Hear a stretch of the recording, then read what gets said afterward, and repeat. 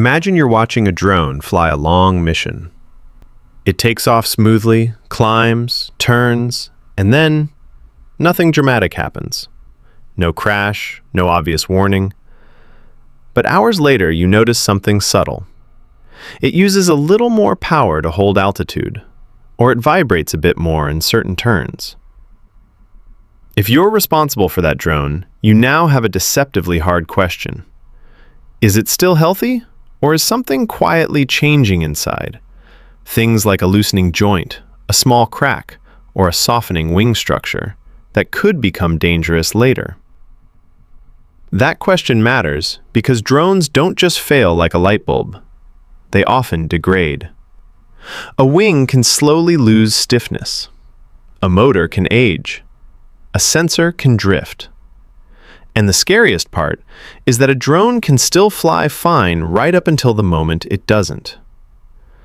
So what you really want is not just to ask, is it flying, but rather, what state is it in internally right now, and how confident are we? Here's the first concept. The drone's true condition is mostly hidden. You don't get to look inside the wing mid-flight. You get indirect clues. These include strain gauges that measure tiny stretches in the structure, accelerometers that feel vibration, motor currents, GPS motion, and maybe an occasional visual inspection. These are like symptoms, not a diagnosis. A doctor doesn't see your immune system directly. They see temperature, blood tests, and behavior. Likewise, the drone's sensors are clues about an underlying reality you can't fully observe. Before we move forward, did you know the best way to learn machine learning is by doing projects? If you're interested in this hands-on approach, we have created a systematic series of machine learning courses that you can access for free. Visit the link in the description below and start learning at no cost. So engineers build what's called a digital twin, a living computer model that tries to stay synchronized with the real drone. But a common misconception is that a digital twin is just a fancy simulation. A simulation is like a flight video game. You can run it without any particular real drone in mind. A digital twin is more like a patient-specific medical record combined with a physiological model that keeps updating as new measurements arrive. It's meant to represent this one drone, its quirks, its history, and its wear and tear, so you can make decisions that matter in the real world. That leads to the next concept. The twin isn't valuable because it's virtual. It's valuable because it can answer what-if questions safely. If the twin believes the right wing has softened by 40%, it can predict what will happen if the drone attempts a hard 3G pull-up maneuver. It can estimate how close the structure might be to failure, whether the control system will still have enough authority, and whether the mission plan should change. Without a twin, you're often left with two bad options: overreact and ground the drone unnecessarily, or underreact and risk losing it. Now, you might think, why not just use machine learning directly? Feed sensor data into an AI model and let it learn to say healthy or damaged. That can work in some settings, but it collides with a harsh reality. You rarely have enough labeled real-world failure data. You can't ethically or economically break hundreds of drones in controlled ways just to train a classifier. And even if you could, failures are diverse and rare. The exact damage you'll see next month might never have happened before. So here's a powerful idea. Use physics to generate the training data that reality won't give you. Physics-based models, such as structural models that describe how a wing bends and twists, can simulate exactly what sensors would read, under different internal conditions. That lets you create a rich library of possible drone states, including the weird, rare, and dangerous ones you hope never happen in the field.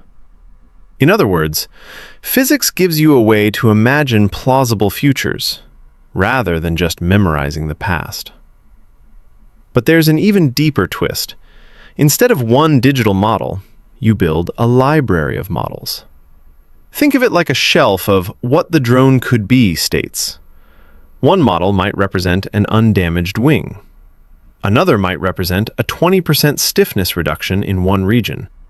Another might represent a different region being weakened. Each model is still physics-based, so it knows how forces, bending, and strain should relate, but each one reflects a different hypothesis about the drone's current health. Now the drone flies and sends sensor readings back. The twins' job becomes a kind of detective work. Which model on the shelf best matches what we're observing? This is what's known as an inverse problem, working backward from effects, such as sensor signals, to causes, like the internal condition. Humans do this all the time. You hear a car engine knock and you infer something about the cylinders. The difference here is that we want the inference to be systematic, fast, and quantifiably uncertain. At this point, the challenge becomes practical. How do we quickly compare incoming sensor data to all these possible physics models in real time? Running a high-fidelity physics simulation every second for every possible damage scenario would simply be too slow. A detailed structural model, specifically a full finite element model of a wing, can be computationally heavy, more like running a detailed weather forecast than just checking a thermometer. So engineers use a clever compromise: reduced order models. You can think of these as compressed physics. They keep the key behaviors, specifically how the wing flexes in the important ways, while throwing away detail that doesn't matter for the current task. It's like using a simplified map for navigation. You don't need every tree and mailbox to find your way, but you do need the roads to be correct. Reduced order models let you simulate many scenarios quickly, which is crucial when you want to generate a massive amount of training examples. Now we can introduce machine learning in a way that's intuitive and grounded. Instead of asking machine learning to magically learn physics from scratch, we ask it a more focused question. Given these sensor features, which physics model in the library is most consistent? Machine learning becomes a fast model selector. Physics provides the options, and the AI chooses among them based on evidence. Here's the concept that makes this feel almost obvious. You train the model selector using simulated data.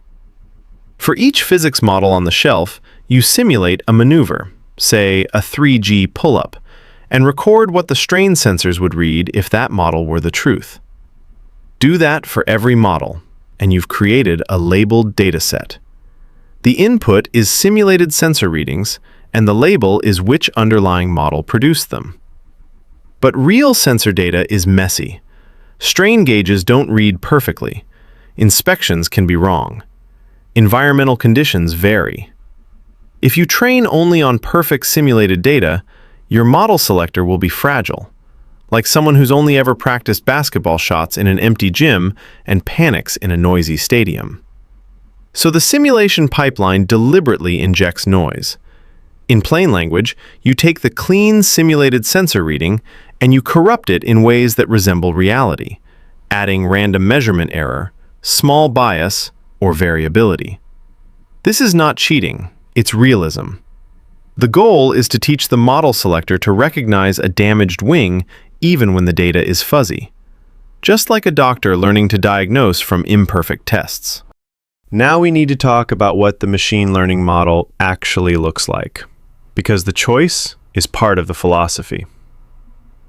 In the drone example, the researchers used interpretable decision trees, specifically carefully optimized ones. A decision tree is essentially a flowchart. If sensor A is above this threshold, go left, otherwise go right. And after a few steps, you land on a conclusion. The key advantage is that you can actually read the reasoning. That matters a lot when the output might trigger expensive maintenance or ground emission. If an algorithm says 40% stiffness loss in the right wing, you want to know exactly why it thinks that. This is another subtle concept. Interpretability is not just for human comfort. It's part of safety engineering. If a black box model makes a surprising update, you need a way to debug it. Did a sensor fail? Did the drone fly an unusual maneuver outside the training range?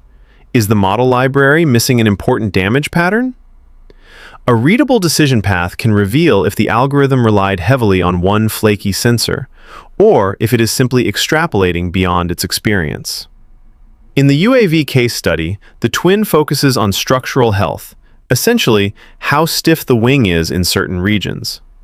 Stiffness is a big deal because it governs how much the wing bends under load, and that bending changes the strain readings. The researchers parameterized damage as a stiffness reduction in 2 regions of the right wing. They didn't try to represent every possible crack shape. They used a practical engineering abstraction. Damage makes a region behave like a softer spring. So the library becomes a grid of possibilities. Region 1 could be 0, 20, 40, 60, or 80% reduced in stiffness, and Region 2 could also take those same values. Combine them and you get 25 candidate states. That's small enough to manage, but rich enough to represent a range from healthy to heavily degraded. When the drone performs a known maneuver, the strain gauges provide a signature, a pattern of microstrains across the wing. Some sensors will be especially informative because they sit near where damage would change how forces flow through the structure. The decision tree naturally learns to rely on those specific sensors because, in the simulated training set, those are the sensors whose readings differ most between healthy and damaged states. That leads to a practical bonus. The twin can sometimes do its job with fewer sensors or less data. If the learned tree only needs, say, 3 sensors to decide among the likely states, then you can focus your instrumentation and reduce cost. In a more advanced setup, you might even query sensors sequentially. Take the first measurement, and only if it's ambiguous do you take another, much like a doctor ordering additional tests only when they are actually needed. Now let's address a common confusion. If we're selecting a model, does that mean we believe the drone is exactly one of those 25 states?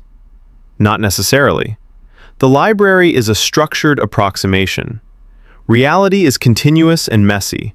The library is discrete and manageable. It's like categorizing wind speed as calm, breezy, or windy, even though wind speed is actually a continuous scale. The trick is to make the library fine enough and the uncertainty estimates honest enough that your decisions remain safe. And uncertainty really matters here. Sometimes the sensor pattern doesn't look like any model in the library, or it looks halfway between 2. A good digital twin shouldn't pretend to be certain. Instead, it can output probabilities.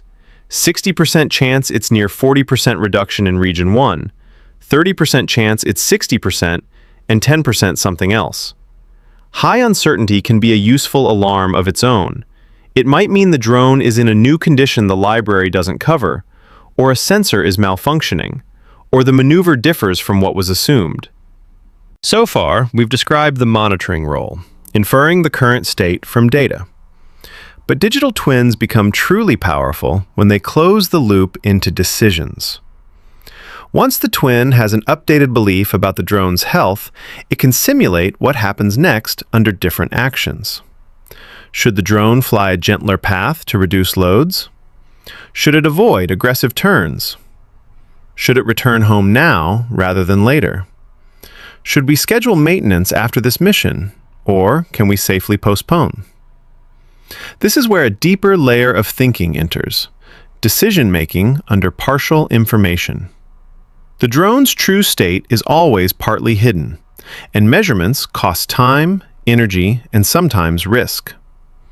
A mature digital twin is not only estimating health, it's helping decide what to do next, balancing competing goals, mission success, safety margins, fuel, and the cost of gathering more information. You can think of it like driving a car with a check engine light.